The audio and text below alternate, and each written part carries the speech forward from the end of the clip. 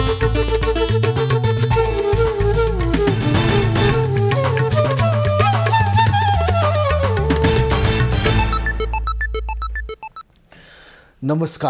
यो एभिन्यूज खबरको संकेत हो।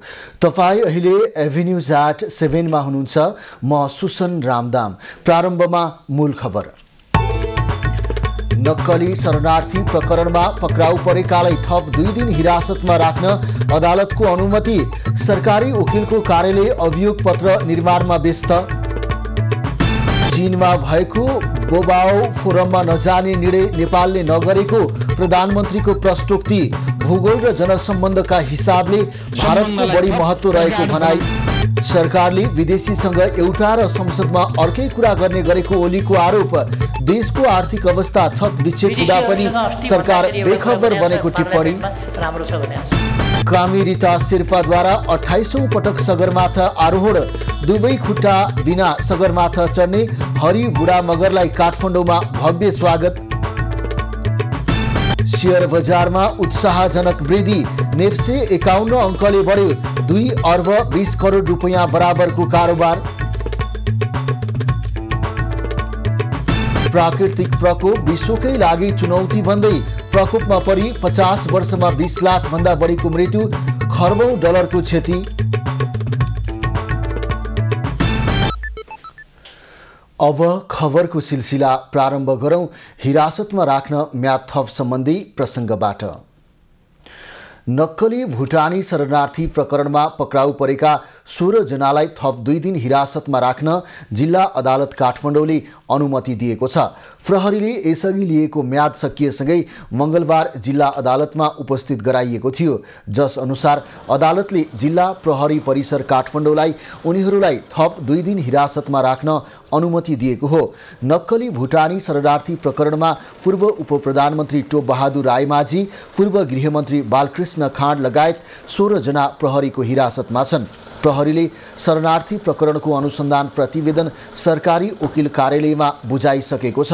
सरकारी वकिलको कार्यालयले प्रतिवेदनमाथि अध्ययन सकाएर अभियोग पत्र तयार पारी जिल्ला अदालत काठमाडौँमा मुद्दा दायर गर्नेछ। अभियोग पत्र तयार पार्न जिल्ला सरकारी वकिल कार्यालयका प्रमुख अच्युत मणि नेउपाने मातहत 8 जना जुटेका छन्। प्रहरीले हालसम्म 33 जनालाई प्रतिवादी बनाउन सकिने भनी अनुसन्धान प्रतिवेदन पेश गरेको छ।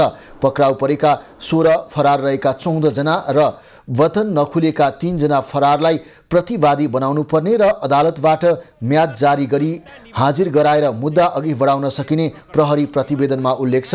प्रहरीले पूर्व उपप्रधानमन्त्री टोप बहादुर रायमाझी, पूर्व गृहमन्त्री बालकृष्ण खाँड, पूर्व सांसद आङ टावा शेर्पा र सचिव टेक नारायण पाण्डे सहितलाई भने अभियोग पत्र सहित अदालतमा पेश गरिने कार्यालयले जनाएको छ।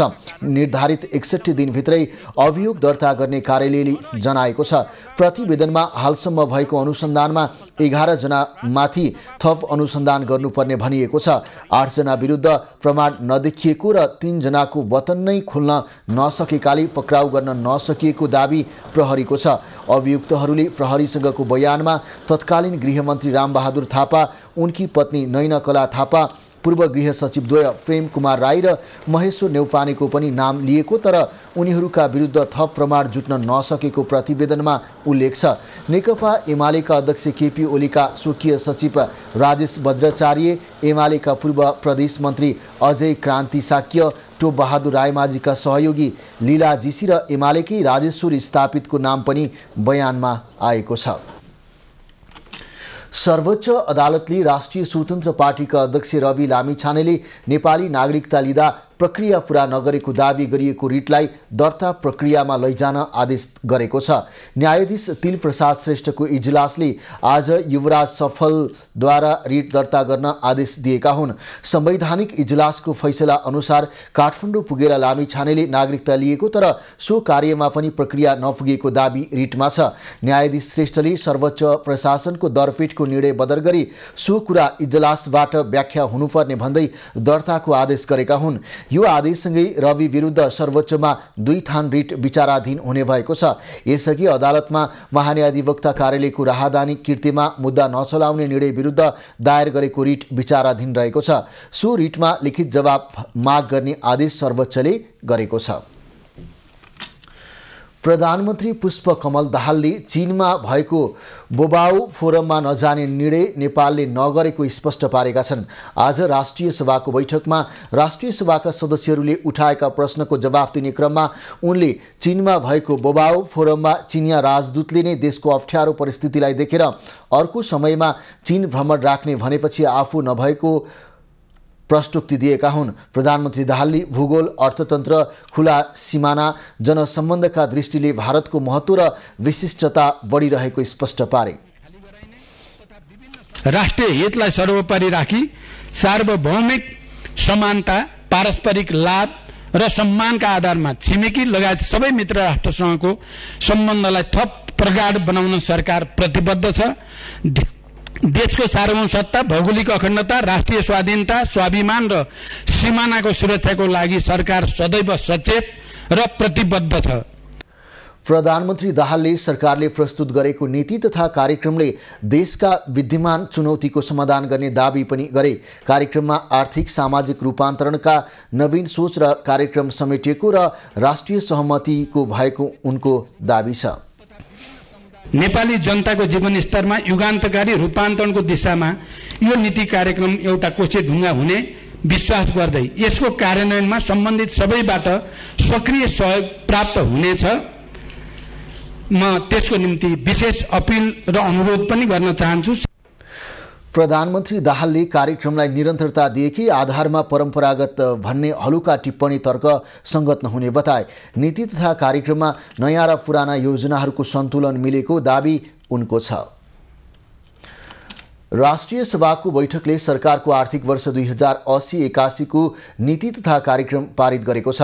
आज बसेको राष्ट्रिय सभाको बैठकबाट सरकारको आर्थिक वर्ष 2080-81 को नीति तथा कार्यक्रम पारित भएको हो।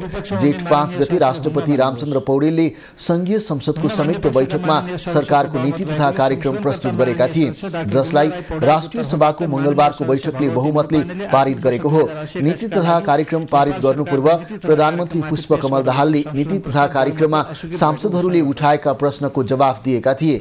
साथै राष्ट्रिय सभा अध्यक्ष गणेश प्रसाद तिमिर सिन्हाले नीति तथा कार्यक्रममा संशोधन हाल्ने सांसदहरूलाई आफ्नो संशोधन प्रस्ताव फिर्ता लिन आग्रह गरेका थिए। राष्ट्रिय सभाको अर्को बैठक जेठ 14 गते बोलाइएको छ। जनमत पार्टीका अध्यक्ष तथा सांसद डाक्टर चन्द्रकान्त राउतले सरकारले प्रस्तुत गरेको नीति तथा कार्यक्रम संघीयता विरोधी भएको बताएका छन्। आज सरकारको नीति तथा कार्यक्रममाथिको छलफलमा भाग लिँदै अध्यक्ष राउतले सरकारको आर्थिक वर्ष 2080-81 को नीति तथा कार्यक्रम संघीयता विरोधी भएको बताएका हुन्। उनले नीति तथा कार्यक्रममा जम्मा 3 पटक मात्रै संघीयताको उल्लेख गरेको भन्दै असन्तुष्टि जनाए। जुन माओवादी आन्दोलनकै क्रममा यो देशमा करिब 125 भन्दा बढी सशस्त्र समूहहरू रहेका थिए र अधिकांशसँग सरकारले सम्झौता पनि गरेको थियो। ती सम्झौताहरूलाई पनि कार्यान्वयन गर्न र उनीहरूलाई पनि मूलधारमा ल्याउनका लागि म हार्दिक अनुरोध गर्न चाहन्छु। नेकपा एमालेका उपमहासचिव तथा सांसद पृथ्वी सुब्बा गुरुङले सरकारको नीति तथा कार्यक्रममा अर्थतन्त्रको समस्या समाधान गर्ने कुरा ठोस रूपमा नआएको बताए। संघीयताको कार्यान्वयन प्रभावकारी हुन नसकेको पुँजीगत खर्च कम भएको समस्या समाधान गर्ने कुरामा ठोस कानुनी संशोधन गर्छु त भनेको छ, तर ठोस रूपमा यस प्रकारले यो कानुनको संशोधन गर्छु भनेर भनेको छैन। त्यसकारण त्यसको चाहिँ नीति र कार्यक्रम त्यो कुरा नआएको हुनाले म त्यो पनि कुरा उठाउनु खोजेको मैले एउटा। अर्को चाहिँ हामीले सुशासन कायम गर्नु चाहिँ पर्ने, भ्रष्टाचार नियन्त्रण गर्नुपर्ने, हामीले धेरै कुरा उठाएका छौँ। तर त्यो हुन्छ कसरी? नेकपा एकीकृत समाजवादीका सांसद राजेन्द्र प्रसाद पाण्डेले आगामी आर्थिक वर्षको बजेटमा राष्ट्रिय गौरवका योजनाहरूलाई अगाडि बढाउनु पर्नेमा जोड दिए। र हरेक इस्युजहरूलाई सोशलाइज गर्ने र उनीहरूले त्यहाँभित्र बसेर चाहिँ अलिकति आफ्नो स्वायत्ततापूर्ण काम गर्ने परिस्थितिको निर्माण अहिलेको सबभन्दा ठुलो आवश्यक। राष्ट्रिय स्वतन्त्र पार्टी एक्सट्रिम पोजिसनहरू राख्दैन। राष्ट्रिय स्वतन्त्र पार्टी रचनात्मक प्रतिपक्षको भूमिकामा उभिएको छ र हामी भन्छौँ यो हो परम्परा धान्नलाई ल्याइएको एउटा दस्तावेज हो र परम्परा धानिएको पनि छ। नवीनता, ऊर्जा, प्रेरणा, महत्वाकांक्षा इत्यादिका कसीमा हामी अझ राम्रो गर्न सक्थ्यौँ होला। 6वटा प्रतिष्ठानहरू गर्न राष्ट्रिय स्वतन्त्र पार्टीका सांसद सोडिम वाग्लेले सरकारले प्रस्तुत गरेको आर्थिक वर्ष 2080-81 को नीति तथा कार्यक्रम परम्परागत धान्न ल्याइएको दस्तावेज मात्रै भएको टिप्पणी गरे। सांसद वाग्लेले नीति तथा कार्यक्रम केवल कर्मकाण्डमा मात्रै अल्मलिएको टिप्पणी गरे। उनले नवीनता, ऊर्जा, प्रेरणा र महत्त्वाकांक्षाको कसीमा उभिएर नीति तथा कार्यक्रम अझ राम्रो ल्याउन सकिने उनको भनाइ छ। अहिले सबभन्दा ठुलो राष्ट्रिय सभा सदस्यहरूले जलवायुजन्य विपदबाट हुने क्षति न्यूनीकरणको लागि पूर्व सूचना प्रणालीलाई प्राथमिकतामा राख्नुपर्नेमा जोड दिएका छन्। सांसदहरूले उठाएका मुद्दाहरू आजको हामीलाई भन्नु छमा।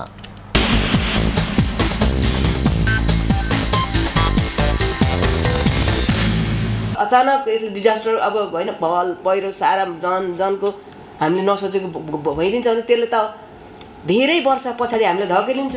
भूकम्पले हामी कति पछाडि धकेल्यौँ, कोभिडले हामी कति पछाडि धकेल्यौँ, अरू अब होइन त्यस्तो हामीले नसोचेको कुराहरू त हामी धेरै पछाडि धकेलिन्छौँ। त्यस कारणले यी कुराहरूको लागि पनि हामीले यो पूर्व सूचना प्रणालीलाई हामीले एकदमै प्रभावकारी ढङ्गले गइयो भने पनि धेरै हामी चाहिँ त्यसलाई अब गर्न सकिन्छ। हाम्रो नेपालमा संसदमा कानुन निर्माण गर्ने सन्दर्भमा चाहिँ संसदहरूको त्यस्तो ठुलो भूमिका देखिँदैन के। नत्र भूकम्प बाहेक अरू सबै कुराहरू पूर्व निर्धारित हुने भएको हुनाले, पहिले अनुमान गर्न सकिने भएको हुनाले यी विषयहरूमा क्षति हामी प्रकोप रोक्न चाहिँ सक्दैनौँ, तर क्षति कम गर्न सक्ने भएको हुनाले त्यसतर्फ राज्यले, सरकारले, सबै निकायले ध्यान दिनुपर्ने कुराहरू छ। र हामीले जलवायुको कुरामा हाम्रो भूमिका के हुने, भूमिकाको खोजी पनि र आयोजक साथीहरूले चाहिँ यसलाई कसरी कानुन निर्माण गर्न सकिन्छ र यसलाई भोलि इम्प्लिमेन्टसम्म पुर्याउन सकिन्छ भन्ने विषयलाई अगाडि बढाएको जस्तो देखियो। त्यही कारण वास्तवमा हामीहरू जतिखेर अप्ठ्यारो परेको हुन्छ, जतिखेर गाह्रो भएको अवस्था हुन्छ, त्यतिखेर हामीहरूले मात्रै यी कुराहरूलाई खोजी गर्छौँ। नियमित रूपमा हामीले गर्नुपर्ने काम हो कि होइन यो हामीले। नेकपा एमालेका अध्यक्ष केपी ओलीले सरकार आफ्नै खर्चो धान्न नसक्ने अवस्थामा पुग्दा पनि बेखबर रहेको टिप्पणी गरेका छन्। आज पार्टी कार्यालय च्यासलमा जनसङ्गठनको पदाधिकारी बैठकलाई सम्बोधन गर्दै उनले मुलुकको आर्थिक अवस्था छतविच्छेद अवस्थामा पुगेको र राजनीति अप्ठ्यारो अवस्थाबाट गुज्रिरहेको बताएका हुन्। अध्यक्ष ओलीले सरकारले विदेशीसँग एउटा कुरा र संसदमा अर्कै कुरा गर्ने गरेको भन्दै असन्तुष्टि समेत जनाए। अहिलेको सरकारको कुरा गरेर म समय खर्च गर्न चाहन्न। विदेशीहरूसँग अस्ति भन्दाखेरि एउटा कुरा भनेको छ पार्लियामेन्टमा, राम्रो छ भनेको छ। कुनै एउटा टार्गेट तोकेर त्यति बेला फेरि एकतिर हिँडेपछि एकतिर मात्रै हिँड्ने होइन कि अरू सबै पक्षहरूलाई पनि विचार गरेर अगाडि जाने कुरा। राजनीतिक हिसाबले अप्ठ्यारो बाटो गुजिरहेको छ, सामाजिक सांस्कृतिक हिसाबले असहज अप्ठ्यारो स्थितिबाट गुजिरहेको छ। अध्यक्ष ओलीले संसदमा पोसाक लगाएर आऊ भन्दा त्यसको विरोध र अवज्ञा गर्नुलाई बहादुरी ठान्ने अवस्था आउनु राम्रो नभएको समेत बताए। उनले हुँडारको बथानले जसरी आक्रमण गर्दा पनि आफूले पार्टीलाई जोगाएर अघि बढाएको दाबी समेत गरे। हुँडारको बथानले जस्तो कसैले खुट्टा टोक्छ, कसैले हात टोक्छ, कसैले टाउकोतिर झम्टिन्छ, हि कराएको छ, झम्टिएको छ, टोकेको छ, जिउँदै खाएर सिद्ध्याउन खोजेको छ। त्यो विचित्रको स्थिति हामीले बेहोर्नु पर्यो। पार्टीलाई पुनर्जीवित र अझ मजबुतीका साथ, अझ सशक्त ढङ्गले पार्टीलाई पुनर्जीवित गरेको छ। पार्टी नेतृत्वप्रति अनास्था जगाउने, निष्ठा ध्वस्त पार्ने, आस्था भङ्ग गरिदिने, अन्तर्ध्वंस मच्याउने नराम्रा घटना विगत 2 वर्षमा भएको उल्लेख गर्दै अध्यक्ष ओलीले अहिले पार्टी सशक्त ढङ्गले पुनर्जीवित भएको दाबी गरे। मुलुकको समृद्धि र विकासमा केन्द्रित भएर काम गर्न उनले पार्टी नेता कार्यकर्तालाई सचेत समेत गराए।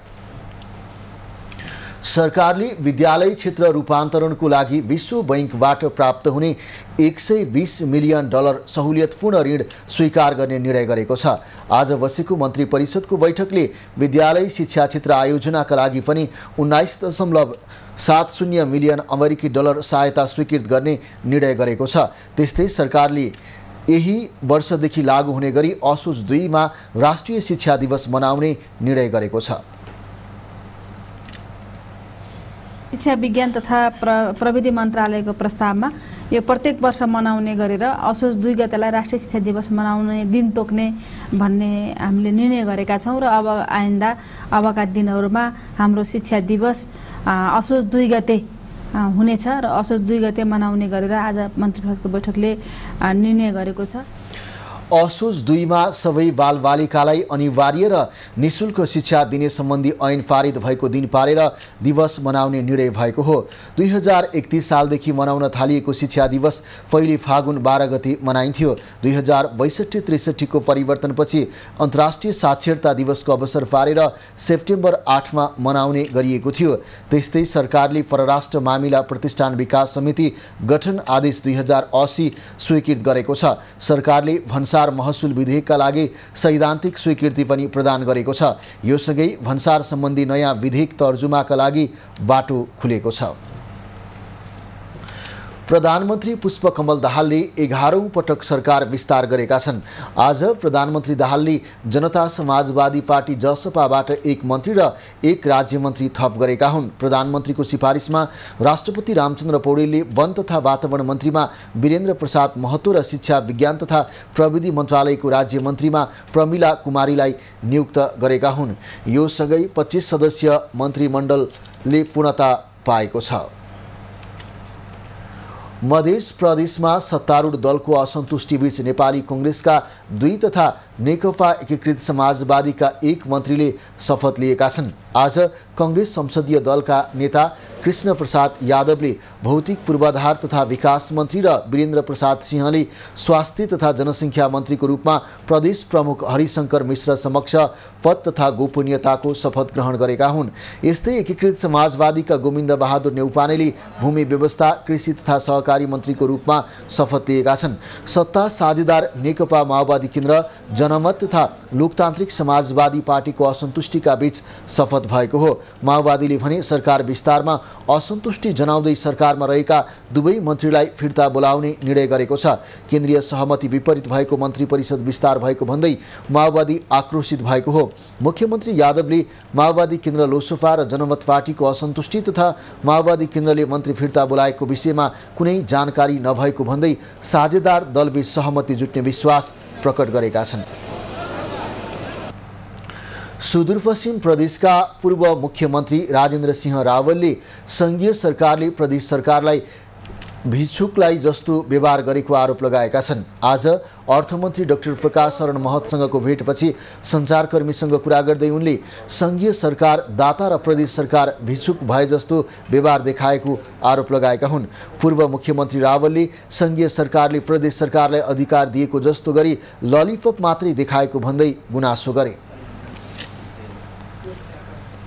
तपाईहरुलाई चाहिँ अधिकार दियौं भन्ने त्यो ललिपप खुवाए जस्तै हामीलाई केटाकेटी जस्तै ललिपप खुवाए जस्तो स्थिति चाहिँ अहिले पनि हामीले देख्न पाइरहेछौँ। यस कारणले के भने राइट र रेस्पोन्सिबिलिटिजहरूको सेयरिङमा चाहिँ आज पनि रिजिडनेस चाहिँ सेन्ट्रल ट्रेजरीले चाहिँ अझै पनि रिजिडनेस देखाइरहेको छ। आज उहाँ दाता हामी चाहिँ भिक्षुक भिक्षा माग्या जस्तै चाहिँ हामीले माग्नुपर्ने अवस्था चाहिँ यहाँ देखियो। यस कारणले यो ग्याप आएको छ।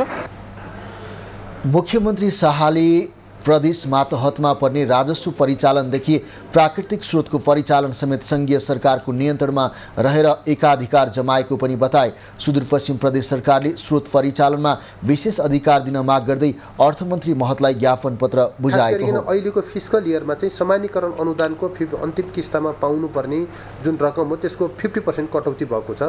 अन्तिम किस्ताको 50% कटौती र आउने सालमा हुने बजेटको आकारको कमीका कारणले हाम्रो समग्र सुदूरपश्चिमको भुक्तानीमै समस्या आउनेवाला छ। सुदूरपश्चिमको तर्फबाट सुदूरपश्चिमलाई सङ्घ सरकारको स्रोतमाथि चाहिँ विशेषाधिकार दिनुपर्छ भन्ने हाम्रो दाबी हो। भेटमा संघीय सरकारका अर्थमन्त्री महतले प्रदेश सरकारको मागमा आफू सकारात्मक रहेको बताएका छन्। बजेट आकारको कमीको कारणले सुदूरपश्चिम प्रदेश सरकारको भुक्तानीमा समस्या आउने भन्दै प्रदेश सरकारलाई स्रोत परिचालनमा विशेष अधिकार दिन सुदूरपश्चिमको माग छ। पूर्व राजा ज्ञानेन्द्र शाहले कैलालीको गोदावरी नगरपालिका अत्तरिया चोकमा रहेको राजा महेन्द्रको शालिगमा माल्यार्पण गरेका छन्। धनगढीबाट सुर्खेत जाने क्रममा राजा ज्ञानेन्द्रले आज अत्तरिया चोकमा रहेको शालिगमा माल्यार्पण गरेका हुन्। उनले शालिगमा माल्यार्पण गरेपछि चोकमा लाइनबद्ध आफ्ना समर्थकसँग भेट समेत गरेका थिए। सो क्रममा पूर्व राजाको समर्थनमा स्थानीयले चर्को नाराबाजी समेत गरेका थिए। अत्तरिया चोकमा 2062-63 को आन्दोलनका क्रममा भत्काइएको राजा महेन्द्रको शालिग पुनर्निर्माण गरी 1 वर्ष अघि अनावरण गरिएको थियो। पूर्व राजा शाहलाई सोमबार धनगढीमा नागरिक अभिनन्दन गरिएको थियो। पूर्व राजा शाहलाई जेठ 13 गते कर्णाली प्रदेशको राजधानी वीरेन्द्रनगर सुर्खेतमा नागरिक अभिनन्दन गर्ने कार्यक्रम छ। वीरेन्द्रनगरको घण्टाघर अगाडिको खुला मञ्चमा नागरिक अभिनन्दन कार्यक्रम राखिएको आयोजकले जानकारी दिएका छन्। खबरको सिलसिला अझै जारी छ, हामीसँगै रहनुहोला। अब बाँकी खबर। प्रधानमन्त्री पुष्पकमल दाहालले वन क्षेत्रको पुनर्संरचना गरी स्थानीय प्रादेशिक र सङ्घीय सरकारको अधिकार तथा भूमिका स्पष्ट व्याख्या गर्ने गरी नीतिगत र कानुनी व्यवस्था गर्ने काममा सरकार लागेको बताएका छन्। सङ्घीयता कार्यान्वयनको लागि पनि सो काम गर्नुपर्ने भएकाले सरकार त्यसतर्फ केन्द्रित हुन गइरहेको प्रधानमन्त्री दाहालको भनाइ थियो। काठमाडौँमा मङ्गलबारबाट सुरु भएको सामुदायिक वन उपभोक्ता महासङ्घको 7औं राष्ट्रिय महाधिवेशनको उद्घाटन कार्यक्रममा उनले मानव र वन्यजन्तुको अन्तर्द्वन्द व्यवस्थापनको लागि पनि सरकारको ध्यान गएको बताए। प्रधानमन्त्री दाहालले सम्भाव्य वन क्षेत्रमा कृषि तथा फलफुल उत्पादनको प्रवर्धन गर्ने र एकीकृत कार्यक्रम सञ्चालन गर्ने जस्ता कुरालाई पनि सरकारले आफ्नो नीति तथा कार्यक्रममा समेटेको जानकारी दिए। निजी वनको प्रवर्धनका लागि लागत साझेदारीमा कार्यक्रम सञ्चालन गरिने, वन पैदावारमा आधारित उद्योग सञ्चालन गर्न प्रोत्साहन गरिने, सम्भाव्य वन क्षेत्रमा कृषि तथा फलफुल उत्पादनको प्रवर्धन गर्ने र एकीकृत कार्यक्रम सञ्चालनमा ल्याउने जस्ता विषयहरूलाई पनि सरकारले आफ्नो नीति तथा कार्यक्रममा समेटेको छ। कार्यक्रममा नेकपा एमालेका महासचिव शङ्कर पोखरेलले प्रधानमन्त्री पुष्पकमल दाहाल आफैले गरेका प्रतिबद्धताबाट भाग्ने गरेको आरोप लगाए।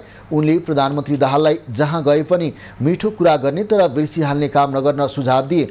महासचिव पोखरेलले सामुदायिक वनको क्षेत्रमा सरकारले गर्ने रचनात्मक काममा आफ्नो पार्टीको पुरै साथ रहने प्रतिबद्धता पनि जनाए। सरकारका तर्फबाट सामुदायिक वनका क्षेत्रमा अगाडि बढाउन खोजेका रचनात्मक क्रियाकलापका सन्दर्भका बारेमा प्रमुख प्रतिपक्षी दलको तर्फबाट पूर्ण रूपमा साथ रहनेछ भन्ने कुराको वचनबद्धता र विश्वास दिलाउन चाहन्छु। सामुदायिक वन समूहहरूको हितका पक्षमा वातावरणको संरक्षणका क्षेत्रमा गर्ने कामहरूका सन्दर्भमा हाम्रो पार्टीको पूर्ण साथ सहयोग रहनेछ भन्ने कुरा म तपाईँहरूका बिचमा राख्न चाहन्छु। महासचिव पोखरेलले वन क्षेत्रको विकास गरी गरिबी हटाउन सकिन्छ भन्ने मान्यतालाई कार्यान्वयनमा लैजानको लागि सरकारले स्थानीय तहको आम उपभोक्तासँगको साझेदारीमा जोड दिनुपर्ने तर्क समेत गरे। राष्ट्रिय सभाका अध्यक्ष गणेश प्रसाद तिमिल सिन्हाले ऐन कानुनको प्रभावकारी कार्यान्वयन हुन नसकेको बताएका छन्।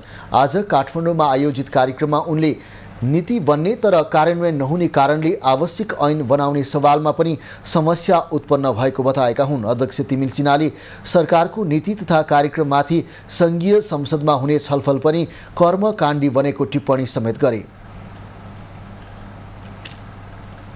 बजेट ल्याउनुभन्दा अगाडि बजेट तयार पार्ने मन्त्रीज्यूहरूलाई, सचिवज्यूहरूलाई, अधिकारीहरूलाई बोलाएर त्यसको बारेमा पहिले सर्छ, किनकि हाम्रो परम्परा त चलनै छ। अब बजेट आएपछि त्यहाँ कुनै अङ्क अक्षर केही पनि घट्नेवाला छैन। प्रतिपक्षले 100 रुपियाँ घटाउने भन्छ त्यो पनि मान्दैन, सिद्धि हो। सरकार पक्षले त त्यो अब ल्याउने जे छ त्यही भनेपछि त्यो छलफल पनि कर्मकाण्डी नै भएको छन् हाम्रा। अध्यक्ष तिमिल सिन्हाले बजेट लेखिसकेपछि प्री बजेटका नाममा हुने छलफलको कुनै औचित्य नरहेको र त्यसले मुलुकको समस्या समाधान पनि गर्न नसक्ने बताए। कार्यक्रममा भौतिक पूर्वाधार तथा यातायात राज्यमन्त्री नन्दा चपाईले सडक निर्माणमा वन बाधक बनेको भन्दै कानुन परिमार्जनमा जोड दिए। वनहरूलाई अथवा स्थानीय तहलाई अधिकार दिएर हुन्छ अथवा प्रदेशलाई अधिकार दिएर हुन्छ, त्यो त्यहाँको वनलाई एउटा सहज रूपमा सडक निर्माण गर्नको निमित्त यसमा कदम चाल्न आवश्यकता छ। म माननीय ज्यूहरूलाई पनि कानुनै बदल्ने गरी अगाडि लाग्नुपर्छ भन्न चाहन्छु। वन र सडकको तादम्यता नमिल्दा सडक निर्माण हुन नसकेको गुनासो राज्य मन्त्री चपाईको थियो। हरेक स्थानमा भइरहेको प्रदूषणको समाधान नहुँदा पहाडी र हिमाली क्षेत्रका बासिन्दाहरूले दुःख पाइरहेको पनि उनले उल्लेख गरिन्। प्रतिनिधि सभा बैठकको शून्य समयमा सांसदहरूले सुशासन कायम, बाढी पहिरो र नदी नियन्त्रण, सीमा विवाद व्यवस्थापन, नागरिकता समस्या समाधान लगायत जनजीवनका सरोकारका विषयमा सरकारको ध्यान आकर्षण गराएका छन्। बैठकमा रासोपा सांसद मनिष झाले नक्कली भुटानी शरणार्थी प्रकरणमा नाम जोडिएकाहरू सबैमाथि छानबिन गर्नुपर्ने बताए। देशमा अहिले सबैतिर चर्चा भइरहेको भ्रष्टाचारको विषय, नक्कली भुटानी शरणार्थीको विषय र त्यसमा हामीले अपेक्षा गरिरहेका केही निर्णयहरू छन्। यी सुनियोजित केही सेटिङमा गरिएको टेलिभिजन अन्तर्वार्ताहरूले सबै प्रश्नहरूको जवाफ दिँदैन। त्यसले सबै चिज पखालियो भन्ने भ्रम पनि नरहोस्। भ्रष्टाचारको कुरा हामी पटक पटक उठाउँछौँ, विभिन्न फोरमहरूमा उठाउँछौँ र सबैभन्दा अपेक्षा राखेर सदनमा उठाउँछौँ, तर जवाफ आउँदैन। प्रतिनिधि सभा सदस्य रामहरि खतिवड़ाले संसदीय सुनवाई समिति बनाएर प्रधान न्यायाधीश नियुक्तिको प्रक्रिया प्रारम्भ गर्न उनले माग गरे।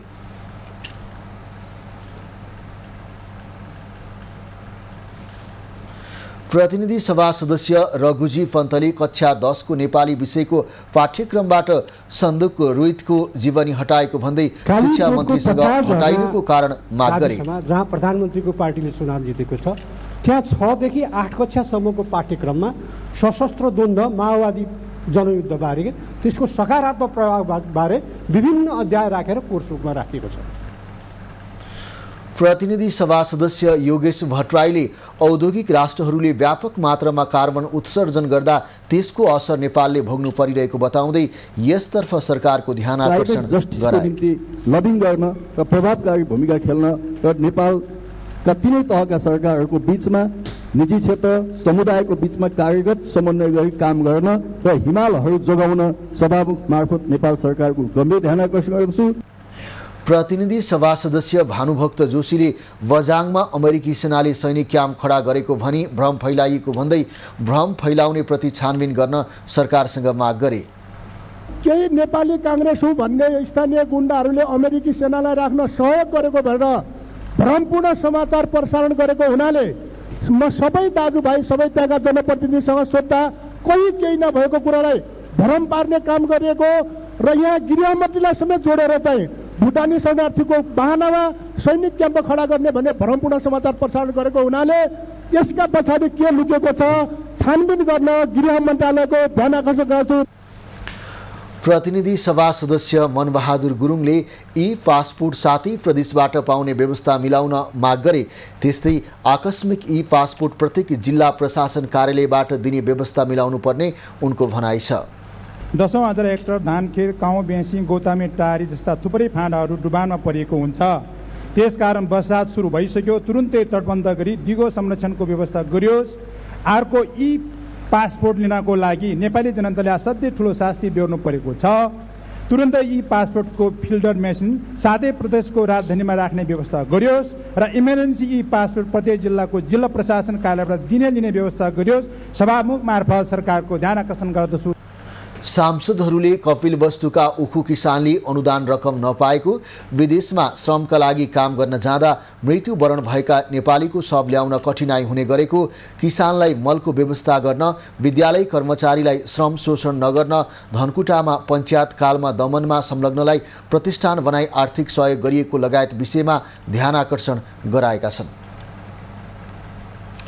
नेपाली आरोही कामिरिता शेर्पाले 28औं पटक विश्वको सर्वोच्च शिखर सगरमाथाको सफल आरोहण गरेका छन्। आज बिहान एकै याममा दोस्रो पटक सगरमाथा आरोहण गर्दै उनले सर्वाधिक सगरमाथा आरोहण गर्ने कीर्तिमान फेरि कायम गरेका हुन्। उनी बिहान 9:20 सगरमाथाको चुचुरोमा पुगेका हुन्। हिजो पासाङ दावा शेर्पाले 27औं पटक सगरमाथा चढेर कामिरितासँगको कीर्तिमान बराबर गरेका थिए। पासाङ दावाले कीर्तिमान बराबर गरेको दोस्रो तेस्रो दिन नै आज बिहान कामी रिताले फेरि नयाँ कीर्तिमान कायम गरेका हुन्। 52 वर्षीय शेर्पाली गत शनिबार साँझ 27औं पटक सगरमाथाको आरोहण गरेका थिए। सोलुखुम्बुको थामेमा सन् 1970 मा जन्मिएका शेर्पाली 22 वर्षको उमेरदेखि हिमाल चढ्न थालेका हुन्। उनी पहिलोपटक सन् 1994 मा 24 वर्षको हुँदा सगरमाथा चुचुरोमा पुगेका थिए। कामी रिताली 2018 देखि आफ्नै कीर्तिमान तोड्दै आएका छन्। सन् 2018 को मे महिनामा 22औं पटक सगरमाथा आरोहण गरेसँगै कामी रिताली आप्पा शेर्पाको रेकर्ड तोडेका थिए। घुँडासम्म दुवै खुट्टा गुमाएर पनि सगरमाथाको सफल आरोहण गरेका हरि बुढा मगरलाई सरकारले भव्य स्वागत गरेको छ। सगरमाथा आरोहणपछि आज काठमाडौँ स्थित त्रिभुवन अन्तर्राष्ट्रिय विमानस्थल आइपुगेका मगरलाई संस्कृति पर्यटन तथा नागरिक उड्डयन मन्त्री सुदन किराँतीले त्रिभुवन विमानस्थलमै पुगेर स्वागत गरेका हुन्। सो क्रममा मन्त्री किराँतीले आरोही बुढा मगरले विश्वलाई नै नयाँ सन्देश दिएको बताए।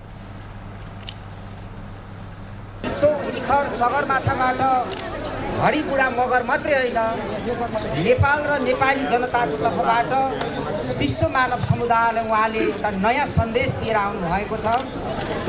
अथाह उहाँसँग भएको इच्छा शक्ति, उहाँको उत्कट चाहना र मेहनतले आज उहाँ जस्तो मान्छे सगरमाथा आरोहण गर्नु सक्दो रहेछ भन्ने कुरा व्यवहारले साबित गर्नुभएको छ। सञ्चारकर्मीहरूसँग कुरा गर्दै आरोही बुढा मगरले सबैको साथ र सहयोगमा मात्रै सगरमाथा आरोहण गर्न सकेको भन्दै खुसी व्यक्त गरे। यो मैले एक्लै गरेर भएको होइन, यसमा मेरो टिम छ। उहाँहरूले आफ्नो ज्यानको बाजी राखेर मलाई चलाउनु भएको छ। त्यति मात्र नभएर नेपाल सरकार देखि सम्पूर्ण संसारको कुना कुनामा भएका व्यक्तिहरूले सपोर्ट जनाउनु भएको छ। आरोही बुढा मगरले शारीरिक अशक्त भएकाहरूलाई दया माया नभई अवसर प्रदान गर्न आग्रह गरे। भूतपूर्व गोर्खा सैनिक समेत रहेका मगरले यही जेठ 5 गते दिउँसो सर्वोच्च शिखर सगरमाथाको सफल आरोहण गरेका हुन्। मंगलबार शेयर बजार परिसूचक नेप्सेमा उत्साहजनक वृद्धि भएको छ। नेप्से सूचक आज 51.31 अङ्कले बढेर 1942 अङ्कमा पुगेको हो। कारोबार रकममा पनि आज उल्लेखनीय वृद्धि भएको छ। आज 271 कम्पनीको 60,67,432 किता शेयर 2 अर्ब 20 करोड 23,945 रुपैयाँमा कारोबार भयो। आज 13 वटै उपसूचक धनात्मक हुँदा बजार नै हरियाली बनेको हो। आज सबैभन्दा बढी म्यानु एन्ड प्रो र माइक्रो फाइनान्स समूहको उपसूचक क्रमशः 4.05% र 4.03%ले बढेका छन्। निर्जीवन बीमा समूहको उपसूचक 3.91, जीवन बीमा समूहको उपसूचक 3.80% र ट्रेडिङ उपसमूहको उपसूचक 3.80%ले बढ्यो। यसैगरी होटल तथा पर्यटन समूहको उपसूचकमा पनि 3.45%ले वृद्धि भएको छ। आज 3वटा कम्पनी कालिका लघुवित्त वित्तीय संस्था, खफ्तड लघुवित्त वित्तीय संस्था र आत्मनिर्भर लघुवित्त वित्तीय संस्थाको शेयर मूल्यमा सकारात्मक सर्किट लागेको छ भने आज सनराइज फर्स्ट म्युचुअल फन्डको शेयर मूल्य 2%ले घटेको छ। जेठ 23 देखि 25 गतेसम्म प्रथम खफ्तड अन्तर्राष्ट्रिय आध्यात्मिक सम्मेलन हुने भएको छ। खफ्तड क्षेत्र पर्यटन विकास तथा व्यवस्थापन समितिको आयोजनामा हुने सम्मेलन पर्यटकीय गन्तव्य स्थल खफ्तडमा हुन लागेको हो। मंगलबार आयोजकले काठमाडौँमा पत्रकार सम्मेलन गरी जानकारी दिएको हो। जैविक विविधता र प्राकृतिक सौन्दर्य र आध्यात्मिक आस्थाको धरोहरका रूपमा रहेको खफ्तड क्षेत्रलाई आध्यात्मिक ध्यान केन्द्रका रूपमा विकास गर्न यो सम्मेलन आयोजना गर्न लागि व्यवस्थापन समितिले जनाएको छ। नेपालकै प्रसिद्ध पर्यटकीय गन्तव्यका रूपमा रहेको खफ्तडमा प्रथम खफ्तड अन्तर्राष्ट्रिय आध्यात्मिक सम्मेलन आयोजना गर्ने निर्णय भएको छ। जैविक विविधता र प्राकृतिक सौन्दर्य र आध्यात्मिक आस्थाको धरोहरका रूपमा रहेको खफ्तड क्षेत्रलाई आध्यात्मिक ध्यान केन्द्रका रूपमा विकास गर्न सकिने प्रचुर सम्भावनाको जगमा यो सम्मेलन आयोजनाको जमर्को गरिएको हो। सम्मेलनमा प्रधानमन्त्री पुष्पकमल दाहालको पनि सहभागिता हुने आयोजकले बताएको छ। सम्मेलनमा उपप्रधानमन्त्री, पूर्व प्रधानमन्त्री, मन्त्रीहरू, मुख्यमन्त्री र प्रदेश मन्त्रीहरूको सहभागिता रहने व्यवस्थापन समितिका अध्यक्ष हर्क बहादुर सिंहले बताए। सम्मेलनमा करिब 500 बढीको उपस्थिति रहने अपेक्षा गरिएको छ। सम्मेलनमा योग गुरु रामदेव, जगतगुरु बालसन्त, आयुर्वेद शिरोमणि बालकृष्ण आचार्य लगायत आध्यात्मिक क्षेत्रका व्यक्तित्वहरूको उपस्थिति रहने बताइएको छ। सम्मेलनले नेपालको पर्यटन विकासको लागि महत्त्वपूर्ण प्रस्थानबिन्दुको रूपमा लिएको अध्यक्ष सिंहले बताए। अस्पतालहरूमा कामको सुनिश्चितता र कार्यभार कम गर्न माग गर्दै नर्सहरूले धरना दिएका छन्। आज काठमाडौँको माइतीघर मण्डलामा विभिन्न अस्पतालमा कार्यरत नर्सहरूले अस्पतालमा गर्नुपर्ने कामको सुनिश्चितता र कार्यभार कम गर्न माग गर्दै सोमबारदेखि शान्तिपूर्ण धरना थालेका हुन्। उनीहरूले न्यून तलबमा क्षमताभन्दा पनि बढी बिरामीहरूको हेरचाह गर्दा समेत कामको मूल्याङ्कन गर्नुपर्ने माग राखेका छन्। जुन पेसा छ यो पेसालाई जसरी अहिले तपाईँले देखिरहनु भएको जसरी अमारी तरिकाले होइन तुच्छ तरिकाले यसरी टिकटिकरिङ गरेको छ, यसरी चाहिँ गरिनु हुँदैन। किनभने पछाडि हामी चाहिँ जसरी सेवाको भावनाले जसरी काम गरिरहेका छौँ त्यो हाम्रो भावनालाई पनि कदर गरिनु पर्यो र हामीले गरिने जुन कार्य क्षेत्र छ त्यसमा पनि हाम्रो चाहिँ जुन कार्य छ त्यसलाई चाहिँ के त सुनिश्चित गरिनु पर्यो। त्यो कार्य गर्दाखेरि हाम्रो त्यो काम गर्ने ठाउँ पनि सुरक्षित हुनु पर्यो र त्यहाँ चाहिँ हामीले गरिने कामको पनि मूल्याङ्कन गरिनु पर्यो र हाम्रो कार्यभारलाई चाहिँ कम गरिनु पर्यो के भन्ने मात्रै हो। नर्स पेसालाई राज्यले अमर्यादित बनाउनबाट रोक्नुपर्ने सहभागीको धारणा छ। नर्सहरूले एकजना नर्सले हेर्ने बिरामीको कार्यभार कम भए मात्रै बिरामीले चाहेको जस्तो सेवा दिन सकिने बताए। जावलाखेलमा राखिएको रातो मच्छिन्द्रनाथको दर्शन तथा पूजा गर्न भक्तजनको भिड लागेको छ। रथ ललितपुरको लगनखेलबाट तानेर हिजो साँझ जावलाखेल पुर्याइएको हो। फुलचोकमा रथारोहण गरी सुरु भएको मच्छिन्द्रनाथको रथयात्रा गावहाल, मङ्गलबजार, सुन्धारा, लगनखेल, इटिटोल हुँदै जावलाखेलमा पुर्याएर भोटो जात्रा देखाइनेछ। लगनखेलमा रहेको रथलाई जावलाखेलमा ल्याएको 4 दिनमा भोटो देखाउने परम्परा छ। यो वर्षको भोटो जात्रा बिहिबार हुँदैछ। भोटो जात्रापछि रातो मच्छिन्द्रनाथलाई खतमा राखेर बुङमती लगिनेछ भने मीननाथलाई रथमा राखेर चङ्गल लगिनेछ। त्यससँगै यस वर्षको रातो मच्छिन्द्रनाथको रथयात्रा समापन हुनेछ। मच्छिन्द्रनाथको रथयात्रा वैशाख शुक्ल प्रतिपदामा सुरु भएर अषाढ शुक्ल चतुर्थी करिब 2 महिनासम्म चल्छ। नवलपरासीको कावासोतीमा रहेको अमलटारी होमस्टेमा पर्यटकको आकर्षण बढ्दै गएको छ। अमलटारी मध्यवर्ती सामुदायिक होमस्टेमा बस्न र रमाउन चाहने स्वदेशी र विदेशी पर्यटकको सङ्ख्या केही समयदेखि बढिरहेको हो। स्थानीय उत्पादन, कला संस्कृतिको जगेर्ना गर्दै वन्यजन्तुको संरक्षण गर्ने र गाउँमै स्वरोजगार सृजना गर्ने उद्देश्यका साथ 2070 सालमा स्थापना भएको अमलटारी होमस्टे अहिले देश विदेशमा परिचित छ। थारू र बोटे समुदायका 31 घरमा सञ्चालन गरिएको होमस्टेमा एक घरमा 4 जनासम्म पाहुना बस्ने व्यवस्था छ। जुन स्वागत सत्कारले भित्र बिताइसकेपछि बिहान बेलुका चाहिँ खाना खुवाइसकेपछि बेलुका कल्चर देखाइसकेपछि यहाँको पाहुनालाई बिहानको जुन नास्ता दिन्छ हाम्रो टिपिकल अघिल्लो दिन चाहिँ हाम्रो थारूको चिच्चर हुन्छ त्यो खुवाइन्छ। अनि दोस्रो दिन चाहिँ हाम्रो यो चोल्चो रोटी भन्ने एउटा थारूको टिपिकल यो रोटी हुन्छ, यसलाई चाहिँ हामीले नास्ताको रूपमा प्रयोग गर्छौँ। एक दिनको बसाई साँझको खाना बिहान नास्तासहित 980 रुपैयाँ तिरे पुग्छ। होमस्टेमा पुग्नेका लागि स्थानीय परिवारदेखि थारू र बोटे संस्कृति समेत देखाउने गरिन्छ। एउटा घरमा 4 जना हो अनि होमस्टे प्लस होटलहरू छ गरेर सबै गरेर 300 जना पाहुना स्टे हुन्छ यहाँ एक नाइटमा। प्याकेज छ यहाँको होमस्टेमा। त बेलुकाको बसाई अनि बेलुका मासु खाने, बिहानको यो ब्रेकफास्ट गरेर 900 प्याकेजमा। हजुर 980।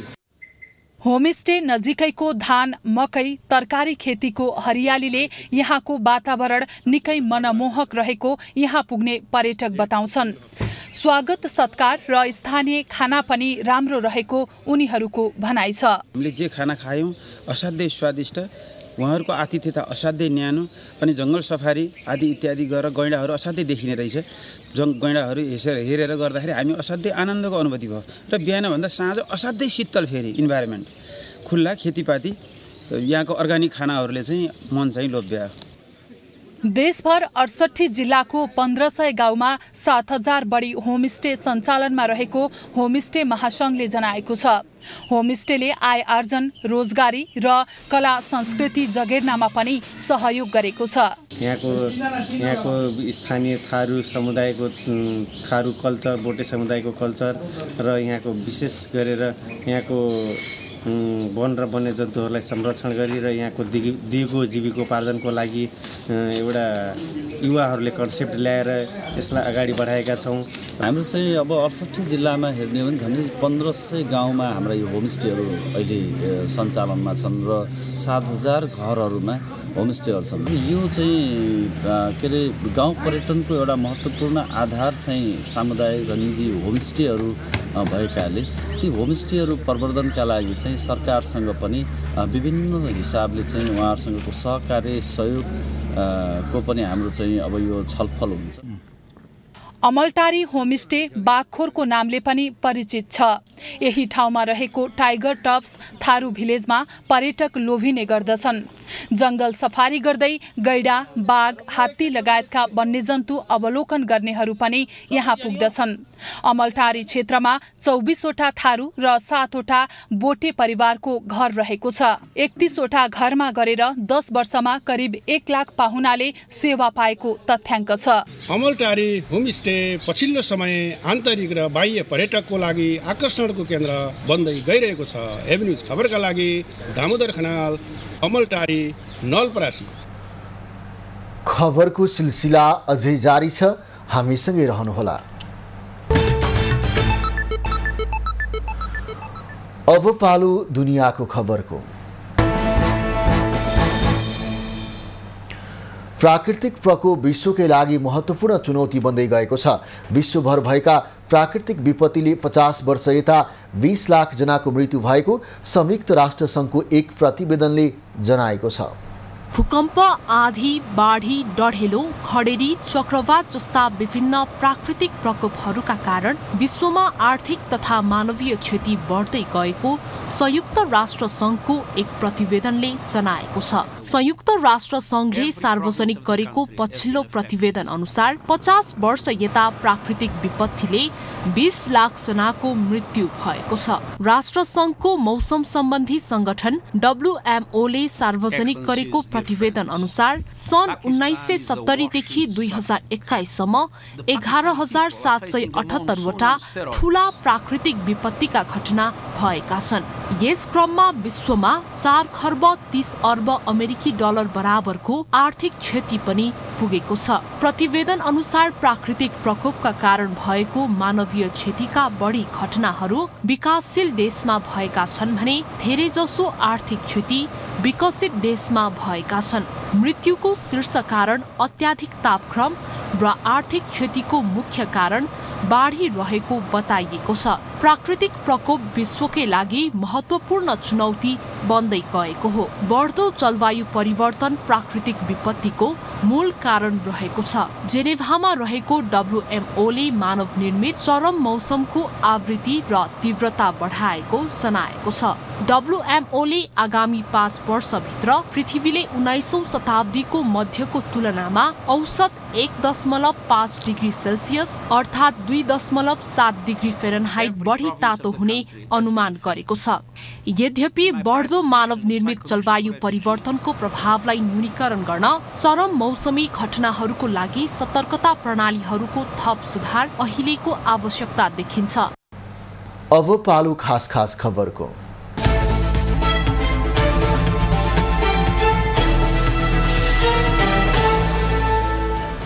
राष्ट्रपति रामचन्द्र पौडेलले कृत्रिम खुट्टाको सहायताले विश्वको सर्वोच्च शिखर सगरमाथाको सफल आरोहण गरेका हरि बुढा मगरलाई बधाई दिएका छन्। राष्ट्रपति पौडेलको बधाई सन्देश राष्ट्रपतिका प्रेस सल्लाहकार किरण पोखरेल र राष्ट्रपतिका सुपुत्री अवज्ञा पौडेलले आज बुढा मगरलाई हस्तान्तरण गरेका हुन्।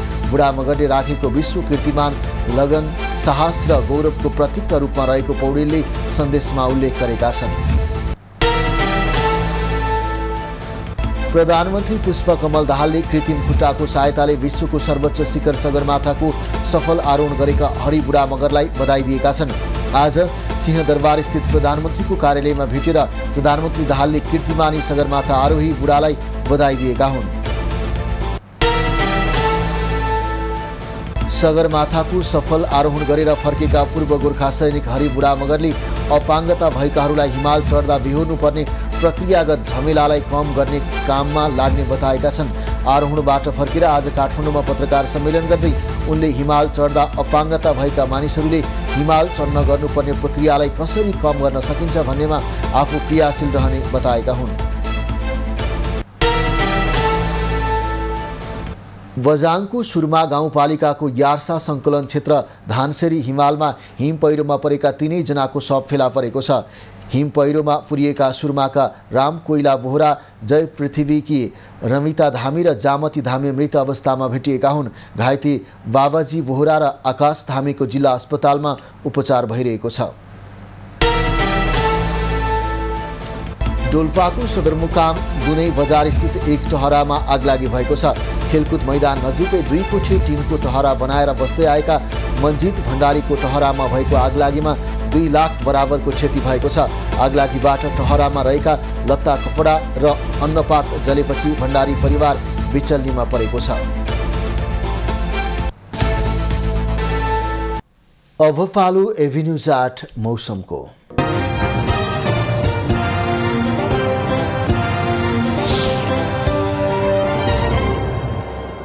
गत 24 घण्टामा कोशी गण्डकी तथा सुदूरपश्चिम प्रदेश लगायत देशका पहाडी भूभागमा आंशिकदेखि सामान्य बदली रही बाँकी भूभागहरूमा आंशिक बदलीदेखि मौसम सामान्यतया सफा रहे। कोशी गण्डकी तथा सुदूरपश्चिम प्रदेशका थोरै स्थानहरूमा र बाँकी प्रदेशका 1-2 स्थानहरूमा मेघ गर्जन चट्याङसहित हल्कादेखि मध्यम वर्षा भयो।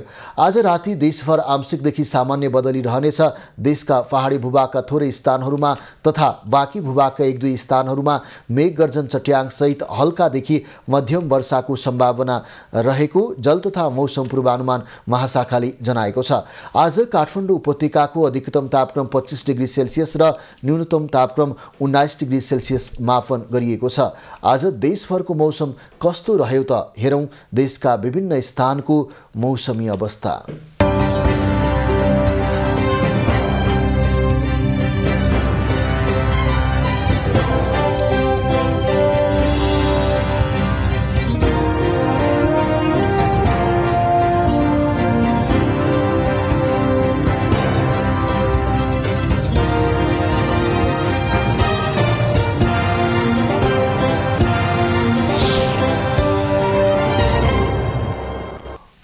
अहिलेलाई खबरको क्रम यति नै। एभिन्यूज खबरका यी सहित अन्य विस्तृत खबरको लागि www.avenews.tv लगइन गर्न सक्नुहुनेछ। युट्युब, फेसबुक र ट्विटरमा पनि हामीलाई फलो गर्न सकिनेछ। खबरभित्रको खबरको लागि हेर्दै रहनुहोला एभिन्यूज खबर। नमस्कार।